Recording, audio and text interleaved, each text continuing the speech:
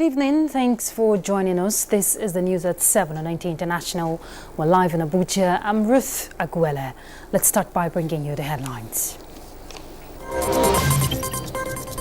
Federal Executive Council reassures Nigerians that the current economic recession will be short-lived. Nigeria begins 16 days of activism to mark International Day for Elimination of Violence Against Women.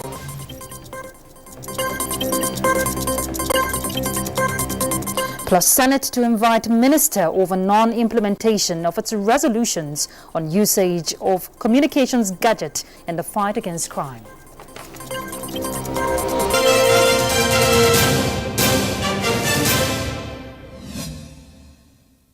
The Federal Executive Council has reassured Nigerians that the current economic recession bedeviling the country will be short-lived. The Minister of Finance, Budget and National Planning, Zainab Ahmed, stated this while briefing journalists shortly after the meeting of the Council presided over by President Muhammadu Buhari. State House correspondent Adamu Sambo will tell us all of it. The National Bureau of Statistics recently reported a negative growth of -3.62% for the Nigerian economy in the third quarter of 2020. This is compared to negative growth of -6.1% reported in the second quarter of the same year. Finance Minister Zainab Ahmed, who briefed the Council on the situation, said although technically the country is in recession, there is indeed a 40% improvement in the performance of the economy over the second quarter. She said 17 economic sectors are not only showing resilience but also maintaining positive growth, including agriculture, telecommunications, cement manufacturing and the creative industry. This third quarter report, though a contraction, is much better than we expected. It's also much better than was projected by the IMF and the World Bank. This COVID-19 recession follows a pattern across the world today, with almost every country that has reported its GDP going into recession. Bringing it closer home, the South African economy in the second quarter of 2020 reported a negative growth of 50%. This is compared to Nigeria's negative growth of -6.1% in the second quarter of 2020. The trend of improvement between the second quarter and the third quarter clearly shows that this recession will be short-lived, and it indicates that we could actually exit recession in the fourth quarter, or worst case, in the first quarter of 2021. The minister described vigorous implementation of the Economic Sustainability Program as critical towards achieving the objectives of taking Nigeria out of recession. The ESP implementation is really on course, is focused. It will help us to exit recession. It will help us reset the country back on the path of growth that is sustainable. Payment of federal workers' salary, the minister said, will not be affected, and that there are also no plans whatsoever to either retrieve or revise the 2021 appropriations bill now being considered by the National Assembly in consultation with the executive. On the border closure, Mr. President has set up a committee that I chair alongside with the Minister of Foreign Affairs and other ministers, including Interior, Customs, Immigration, the security services, to review and advise him on the issue of border closure. The committee has just completed its work. The report of the committee, the minister explained, will be submitted to the president anytime soon, and until he decides on the next line of action, the nation's borders remain closed. From the State House, Adamu Sambo, NTA News. Also, the Federal Executive Council has approved about 40 billion naira for the maintenance of roads, as well as the control of soil erosion, flood and pollution across the country. State House correspondent again Adamu Sambo reports that the roads maintenance drive, in particular to be undertaken by FEMA, is in furtherance of the implementation of the Economic Sustainability Program. We don't have that report yet, but we'll definitely bring it for you in the course of the bulletin. But let's look at more issues arising from the economy. Federal government is working towards reversing the declining economic trend that caused Nigeria to enter into a recession. Minister of Finance, Budget and National Planning, Zainab Ahmed, at the close of the 2020 Nigerian Economic Summit, said the COVID-19-induced recession has brought to fore the need for an all-inclusive approach to bring economic growth at par with population increase. Leah Katumba Batunde tells us more. For 2 days, policymakers, economists, the business community, opinion shapers and development partners converged on Abuja and the cyberspace to brainstorm and explore ways to recovery for Nigeria. Emerging trends and ways to mitigate the downsides, they agree, are imperative for building a veritable economy. Action is the general consensus at the close of the 26th edition of the Nigerian Economic Summit. Recently, our youths have spoken and we have heard. I want to urge this summit team that will be sending in a report to just underline what Madam Awoshika said, that we need to set up a thinking group of youths from the ward level to the local government level to the state level and to the national level. Including our youth in the processes as solution finders because of their skills, their innovative minds. We also try to make the shift from empowerment to investment, or we see a way to blend it. It doesn't stop at a handshake between policymakers and the private sector, as there was a campaign for legislative collaboration in meeting the desired change for growth. A more holistic framework, and I think that is what you're talking about when you say redesign. Yeah. It is redesigning with evidence that we want. It is this generation's task to look the impossible in the eye and make it possible. Planning for the future and robust youth population, as well as gender inclusiveness, were prominent features during the engagements. Today we live in a country in which, for federal government colleges, entrance exam or JAM, one state has a cutoff of X and another state has a cutoff of 10 times X, and you say you are building a nation. You are not. No matter who you think you are right now, what position you occupy and what you're doing, if the nation doesn't work for all of us, we will all suffer. Stakeholders departed with signals to unify efforts to see Nigeria emerge from the present recession by the first quarter of 2021. In Abuja, Leah Katumba Batunde, NTA News. Well, actionable plans for short and long terms capable of rebirthing the global economy to deliver sustainable development post-COVID-19 have been presented to the world. Now, this was during a roundtable series of renowned economists convened by the Secretary General of the United Nations, Antonio Guterres. Adobolo Brooksland Sunday reports.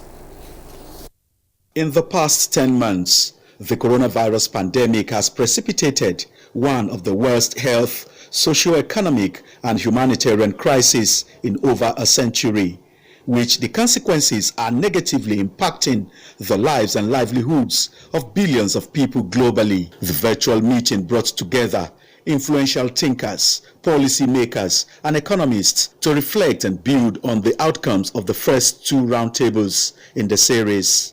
Convener of the meeting, Antonio Guterres, wants real and foundational necessary change to assist developing countries solve their problems occasioned by the pandemic. As a matter of fact, there has been a huge increase of liquidity in the world, but that liquidity has benefited developed countries. It has benefited middle-income countries with good access to financial markets that have good fundamentals.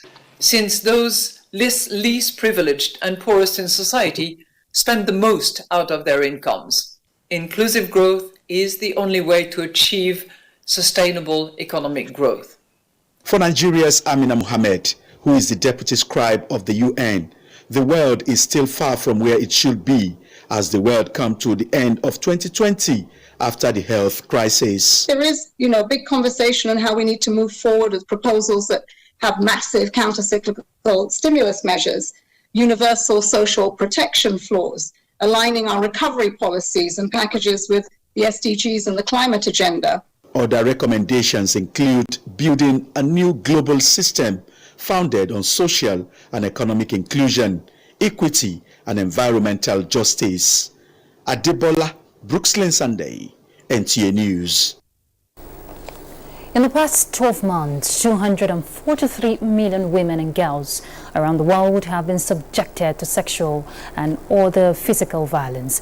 Again, Adebola Brooksland Sunday reports that President of the 75th session of the United Nations General Assembly, Volkan Bozkır, said this in a message as the world marks the 2020 16 days of activism against gender-based violence.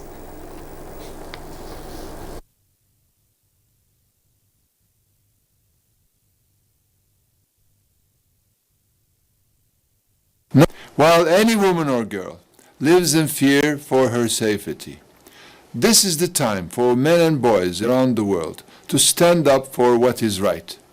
This is the time to change our attitudes and norms in support of gender equality and an end to violence. Annual international campaign kicks off on 25th November of every year to end the elimination of violence against women and runs until 10th of December. And as the global community mobilizes support and campaign against gender-based violence, African First Lady's Peace Mission has added its voice to the campaign against the menace. Linda Okorie-Igwe tells us more. Available data shows that the outbreak of COVID-19 contributed to the increasing rate of gender-based violence, especially rape. Also, statistics shows that in some countries, calls to helplines have also increased fivefold, which are said to be insignificant. Stakeholders say the situation is alarming and calls for collective action against gender-based violence. The Office of the First Lady of the Federal Republic of Nigeria, Dr. Mrs. Aisha Buhari, which this African First Lady Secretariat is part of her office, has been doing a lot. She has been talking about promoting the health and well-being of women and children under her Future Assured program, and the activities being organized here at the Secretariat of the African First Lady Peace Mission is an extension of the passion of the First Lady to see that violence against women is being eliminated. The Nigerian Television Authority, ably led by the Director General Malami Yakubu Ibn Muhammad, decided to walk the talk, as it were, by launching a campaign which I consider a response. The essence of that campaign is for us to deploy the only resource we have, which is our platform. African First Lady Peace Mission is fronting the campaign with the support of other development partners. Observing the Day of Eliminating Violence Against Women, experts call for stiffer penalty on perpetrators of the act, while victims have been encouraged to report cases of gender-based violence. There's a lot of advocacy now, and people are beginning to come out and speak their mind. Before now, they are shy of coming out to say, but with advocacy and more enlightenment, people are getting to understand that when they come out, they really get the help that they require. This event is very important. It creates an enabling environment for people to really understand, especially our younger ones, the need of talking out and speaking out about this violence against women. The DCA team orange the word front, respond, prevent, collect, unite to end violence against women. There is unanimous call for all to join the campaign so as to put an end to the menace by also educating the girl child and empower women. In Abuja, Linda Okorie-Igwe, NTA News. All right, let's expand the discourse, and joining us in the studio is Temitope Lamidi, a human rights activist and president, West African Action Network on Small Arms. She's going to speak further on the issue of gender violence. Thank you for joining us. Thank you for having me. All right, now the 16 days of activism against gender-based violence kicked off today across the globe. What is the focus this year? The focus is to resonate the subject that we cannot continue with this campaign and not be getting results.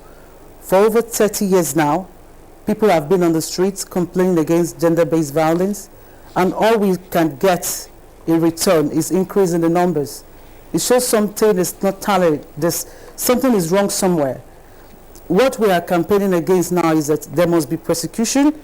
The governor of Kaduna State talked about castration for people that abuse their daughters or any kind of rape abuse. Up to today, I don't think anybody has been castrated. So I think it's high time we march. We need to march. We need to walk the talk. Enough of promises. Enough of promises. People need to get closure. People need to be prosecuted. We cannot continue to go around this circle. The problem with why the numbers are going up, there is no sincerity of purpose. That is what we have come to realize. Okay. In this, yeah. Okay, and from what you're saying, since this advocacy and campaign on elimination of violence against women kicked off in 1991, from what you're saying, there's been no remarkable improvement in terms of statistics, to reduce all forms of violence against the female gender. What could be responsible for this? For me, I think it's, like I said, and I'll reiterate it 1,000 times and even more, there was no sincerity of purpose.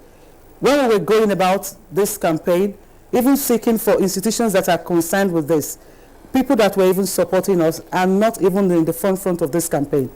Somebody like maybe Honorable Ojubele, Jimo, Honorable Ben Bakba, they have nothing to do with gender. The gender lady, the honorable member sharing the gender issue at the National Assembly, did not even have time to see us. A lot of people that are supposed to be championing this campaign, that have the resources to so do, they are not making enough noise. That's why we're not getting results. There's no sincerity of purpose. Security, you can't talk about gender-based violence, I'm not talking about armed violence. It is the amount of weapons we have in the system that is making the numbers to even go up even the more. We've tried to see the vice president, is the chairman, is the one chairing the press-com committee on this gun issue. We tried to give him early warning signals about the weapons that are coming, about a lot of things. We just can't reach him. We must bridge the gap between the citizens and those that are ruling us. We must get results. Let's look at solution way forward now. The Criminal and Penal Code provides for punishment for assault. Where do we go from here, from what you're saying? Yeah, I'll just keep repeating myself. We might need plethora of laws in other areas, but I don't think concerning this gender issue. The laws that we have over 90 years now, even prescribe life imprisonment for rapists. It's not working. So what laws do we need? We just need to be sincere. We have a passion for denial in Nigeria. I wish we can really have time for reality. People cannot come out to speak because they have seen that when they come out to speak, they ask you some funny questions. How did you get there? What were you doing there? And if the next person saw that somebody beat the wife to death or somebody raped a girl and the person was not prosecuted, why would I want to come out? To be ridiculed? The society itself has an attitude of a rape apologist. Because if you rape somebody, the father that raped a girl or a boy that raped a girl, you blur his face while he's talking. We need the rape register to be made public. It is not a document of history. It's not a sacred document of history that should be kept. It should be made public. Let's know these people by face and by name so that people can stay away from them. Enough of the talk. We want results. People want results. Okay, and the theme is Orange the World. What does this say to us? I didn't hear you. The theme for this year, Orange the World. What does this say to us? Yeah, orange is a color that is attractive. United Nations shows the color because it's very feminine. And there was a girl that was killed, Babylon, was killed 2017. Yeah, and her favorite color was orange. They just put all this together and made orange the color for the day. It's very catchy. It sends the message. It's feminine. That's why the color orange was chosen by the United Nations. And you look lovely in that orange. Thank you very much. All right, now we need to break the conspiracy of silence. While you ponder on that, let's go on a break.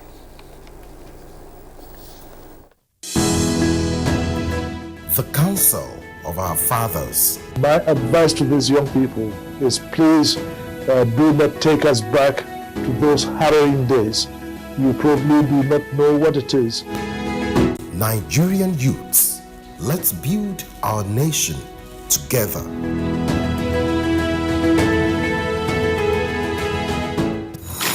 I am there now. Are you sure this will work? Pastor, I can't miss this guy's lecture. Just keep your phone on so I can listen. Today we're going to be discussing sleep disorder. What is the medical term for sleepwalking? Sonambulism. Right. Get free Intel to Intel calls and experience HD quality conversations every time. Intel. Live more. Back. Minister of Information and Culture, Lai Mohammed, says the federal government still demands an in-depth investigation from the American cable news network CNN over its recent reports on the shooting of peaceful protesters in Lagos. Lai Mohammed was discussing the aftermath of NSARS on NTA's Good Morning Nigeria. Olushaya Diakbo has details. The minister emphasized that the government of Nigeria is standing its ground, that the report is neither balanced, fair, nor an accurate reportage of the Lekki Tollgate incident. We demand that CNN investigates that report because it's irresponsible, it's unfair, and that they should do the needful. But this is without prejudice to whatever decisions the federal government decides to take on the matter, because we won't sit by and allow CNN or any news organization to throw the country to another war based on fake news. The government is said has been proactive in responding to the demands from the End SARS protest and reassures the present administration's commitment towards making governance all-inclusive. On regulation of social media contents, the minister said fake news threatens the peaceful coexistence and growth of any society, and Nigeria is not going back on plans to guide against the destructive influence of fake news in the country. All we are saying is that fake news, disinformation, should not be allowed to destabilize our country. And we are not alone in seeking for regulation. The information minister also explains that the current recession in Nigeria is inevitable as it is an aftermath of COVID-19, expressing optimism that it will not last long as strategies are in place to reverse it. In Abuja, Olusheye Adiagbo, NTA News. On the legislative scene, Senate is to invite the Minister of Communications and Digital Economy over the non-implementation of its resolutions on how communication gadgets can be employed in the fight against crime. National Assembly correspondent Ignatius Nkwo will tell us more. The issue of national security once again came up on the floor of the Senate as an issue that needs urgent attention. But this time, the motion by Senator Emmanuel Buacha is particular on the use of communication gadgets in assisting security personnel prevent crimes and fish out culprits. And to achieve this, there is need for parliamentary interface with the Minister of Communications and Digital Economy. Poor control over communication facility, this inability of our security apparatus and service providers to effectively manage this all-important sector. Bandits, terrorists, negotiate for ransom using telephones. Ensure that he implements those provisions or those resolutions we have passed in the last Senate and in this Senate as well on how the communications subsector would aid in the fight against the insecurity that we have been facing. Security issues continued with the second reading of the Nigerian National Commission against the Proliferation of Small Arms and Light Weapons Establishment Bill. To combat illegal importation of small arms, ammunition and light weapons, enhance coordination and where possible harmonization of intelligence. 3 higher institutions establishment bills were passed. The Federal College of Education Mutumbiu, Taraba State, Federal University of Technology Manchok, Kaduna State, and the Federal Polytechnic Aba, Abia State, while that of the Federal University of Agriculture, Kaba, Kogi State, sponsored by Senator Smart Adeyemi, passed second reading. The revised Federal Capital Territory 2020 budget of 189.5 billion naira passed second reading. This year we have seen a setback on the internally generated revenue, which necessitated this review.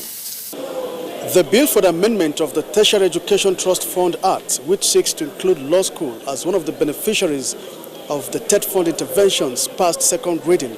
Senator Ishaku Abo, representing Adamawa North, defected from the PDP to the All Progressives Congress, citing conflicts in Adamawa PDP as reason for his defection. Senate has adjourned plenary to Tuesday, 1st of December 2020. From the National Assembly, Ignatius Unko, NT News. On the global scene of COVID-19, the world agonizes over new COVID-19 curves as cases approach 60 million. And Ethiopia rejects international interference in Tigray conflict. Joyce Ometu brings us the details. As countries around the world lament over coronavirus curves ahead of Christmas and other holidays, global infections is approaching 60 million. In the United States, officials pleaded with Americans to stay home over Thanksgiving as the holiday weekend is expected to fuel a surge in infections in the region. Bulgaria said Wednesday it will close schools, restaurants, shopping malls and gyms until December 21st as it struggles to contain a rise in new coronavirus infections while preventing a strained health system from being overwhelmed. Germany has reported a record 410 COVID-19 deaths in the last 24 hours. It comes as Chancellor Angela Merkel meets the 16 federal state leaders to discuss restrictions for the Christmas and New Year holidays.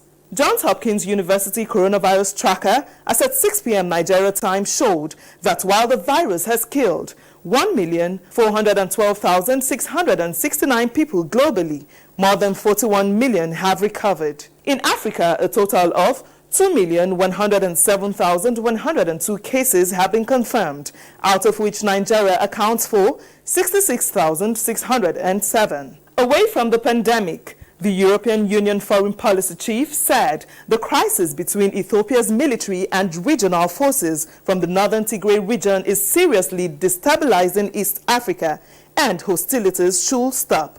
On the other hand, Ethiopia has urged the international community to refrain from unwelcome and unlawful acts of interference in its affairs following calls to end the conflict in the northern Tigray region. On U.S. election, President-elect Joe Biden says the White House has so far been sincere in helping his transition to power. He spoke as he unveiled his choice of top officials for when he takes over from Donald Trump in January. And that's a global update. I am Joyce Ometu. Football legend Diego Maradona, one of the greatest players of all time, has died.